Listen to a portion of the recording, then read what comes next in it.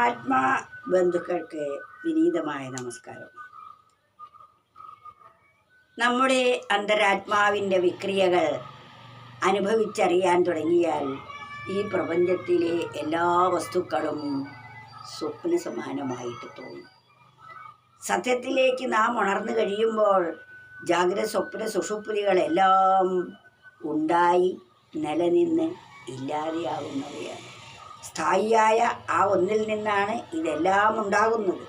കടലിൽ നിന്ന് തിരയുണ്ടായി, ആ തിര അല്പസമയം നിലനിന്ന് ആ കടലിൽ തന്നെ ലയിക്കുന്നത് പോലെയാണ് സൃഷ്ടിയും ലീലയും. സൃഷ്ടാവിൻ്റെ ഒരു ലീല മാത്രമാണ് ഈ സൃഷ്ടി. അതിലെല്ലാം സൃഷ്ടികളിൽ നാം സത്യബുദ്ധി ഉണ്ടാകുമ്പോഴാണ് നാം ഇവിടെ സുഖദുഃഖാദികൾക്ക് വിധേയരാകുന്നത്. ആ സത്യബുദ്ധി ഇല്ലാതെയായി കഴിയുമ്പോൾ നമുക്ക് പരമമായ നിർവൃതിയായിരിക്കും. ഇതെല്ലാം ഒരു വിനോദമായി കണ്ട് ആസ്വദിച്ച് ഇതിലൂടെ കടന്നു പോകാം. ഒരു എക്സിബിഷൻ ഹാളിൽ ഉള്ള കാഴ്ചകൾ ഒന്നും നാം സ്ഥിരമായി അവിടെ നിന്ന് കാണുകയല്ല ചെയ്യുന്നത്. ഓരോന്നും കണ്ട് ആസ്വദിച്ച് ഒന്നും സ്വന്തമാക്കാതെ ആ ഹാളുകളെല്ലാം കണ്ട് അപ്പുറത്തേക്ക് പോകുന്നു. അതുപോലെയാണ് ആ ഹാളിലേക്കുള്ള പ്രവേശനമാണ് ജനനം എന്ന് പറയുന്നത്. സമയമാകുമ്പോൾ എല്ലാ കാഴ്ചകളും കണ്ട് പുറത്തേക്ക് പോകുന്നതാണ് മരണം എന്ന് പറയുന്നത്. അപ്പോൾ നാം ഇവിടെ ജനിച്ചു വന്നു, അതിനുശേഷം എന്തൊക്കെ നാം അനുഭവിക്കണോ ടിക്കറ്റ് എടുത്താണ് എക്സിബിഷൻ ഹാളിലേക്ക് പ്രവേശിക്കുന്നത്. ആ ടിക്കറ്റിൻ്റെ സമയം കഴിഞ്ഞാൽ നാം പുറത്തിറങ്ങേണ്ടി വരും. അപ്രകാരം നാം ഇവിടെ ജനിച്ചു വന്നിരിക്കുന്നത് നമ്മൾ ചെയ്തു വെച്ച കർമ്മങ്ങൾ അനുഭവിക്കാൻ വേണ്ടിയാണ്. അതെല്ലാം അനുഭവിച്ച് സുഖദുഃഖാദികളൊക്കെ വരുന്നതും പോകുന്നതുമാണെന്ന് ബോധിച്ച് തനിക്ക് ഇവിടെ ലക്ഷ്യപ്രാപ്തി തൻ്റെ ജന്മത്തിന് പരമമായ ഒരു ലക്ഷ്യമുണ്ട്.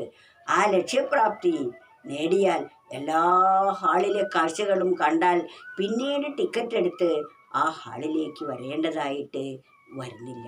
ഏതെങ്കിലും ഒരു ഹാളിൽ മാത്രം നാം തങ്ങി നിൽക്കുകയാണെങ്കിൽ ബാക്കി കാഴ്ചകൾ കാണാൻ വീണ്ടും ടിക്കറ്റ് എടുത്ത് വരേണ്ടി വരും. അപ്രകാരമാണ് നമ്മുടെ ജീവിതവും.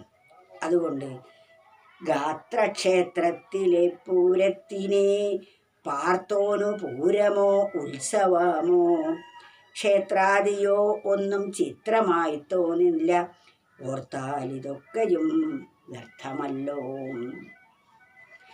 നമ്മുടെ ജീവിതത്തിൽ ഓരോ മനുഷ്യരും കാട്ടിക്കൂട്ടുന്ന പേക്കൂത്തുകൾ കാണുമ്പോൾ നമുക്ക് പരിതാപം മാത്രമേ തോന്നുകയുള്ളൂ, സഹതാപം മാത്രമേ തോന്നുകയുള്ളൂ.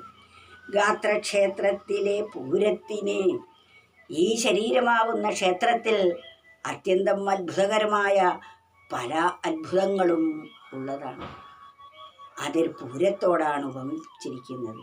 ഈ പൂരത്തിനോടനുബന്ധിച്ചാണ് വെടിക്കെട്ടും വിളക്കുകളും നാം ക്ഷേത്രങ്ങളിൽ അനുവർത്തിക്കുന്നത്. ക്ഷേത്രത്തിന് ചുറ്റും അനേക വിളക്കുകൾ കത്തിക്കാറുണ്ട്. ആ പൂരത്തിൻ്റെ അനുഭാവമാണ്. അപ്രകാരം ഈ ശരീരത്തിലുമുണ്ട്. ആ പരമമായ ചൈതന്യം ഉണർന്നു കഴിയുമ്പോൾ നമ്മുടെ ഓരോ രോമകൂപത്തിലും അതിൻ്റെ പ്രകാശം നമുക്ക് ജ്വലിക്കുന്നതായി കാണാൻ സാധിക്കും. അതാണ് ഗാത്രക്ഷേത്രത്തിലെ പൂരത്തിനെ, ശരീരമാകുന്ന ക്ഷേത്രത്തിലെ ആ പൂരത്തിനെ പാർത്തോനു പൂരമോ ഉത്സവമോ. അങ്ങനെ ഗാത്രക്ഷേത്രത്തിലെ പൂരം അനുഭവവേദ്യമായ ഒരാൾക്ക് മറ്റു പൂരങ്ങളോ ഉത്സവമോ ഒന്നും തന്നെ, ക്ഷേത്രാദിയോ ഒന്നും ചിത്രമായി തോന്നില്ല. ഈ ക്ഷേത്രങ്ങളൊന്നും വാസ്തവത്തിൽ നമ്മുടെ പരമമായ നിർവൃതിക്ക് കാരണമായി തോന്നുകയില്ല എന്ന് ഓർത്താലിതൊക്കെയും വ്യർത്ഥമല്ലോ. ഇതെല്ലാം നമുക്കൊരാദ്യപടി മാത്രമായിട്ടേ നാം കാണാവൂ. ക്ഷേത്രത്തിൽ ജനിക്കണം, ക്ഷേത്രത്തിൽ മരിക്കരുത് എന്ന് പറയുന്നു. ക്ഷേത്ര സംസ്കാരത്തോടു കൂടിയാണ് നമ്മൾ ജനിക്കേണ്ടത്, അല്ലെങ്കിൽ നമ്മൾ ജീവിക്കേണ്ടത് അപ്രകാരമാണ്. പക്ഷേ നമ്മൾക്ക് ഈ ശരീരത്തിൽ നിന്ന് വിടാറാകുമ്പോഴേക്കും നാം ക്ഷേത്ര സംസ്കാരം വിട്ട് ആത്മസംസ്കാരത്തിലേക്ക് നമ്മൾ ഉയരേണ്ടിയിരിക്കുന്നു. എങ്കിൽ മാത്രമേ നമ്മുടെ ജന്മം സഫലമായി തീരുകയുള്ളൂ. ഗാത്രക്ഷേത്രത്തിലെ പൂരത്തിനെ പാർത്തോനു പൂരമോ ഉത്സവമോ ക്ഷേത്രാദിയോ ഒന്നും ചിത്രമായി തോന്നില്ല. ഓർത്താലിതൊക്കെയും വ്യർത്ഥമല്ലോ.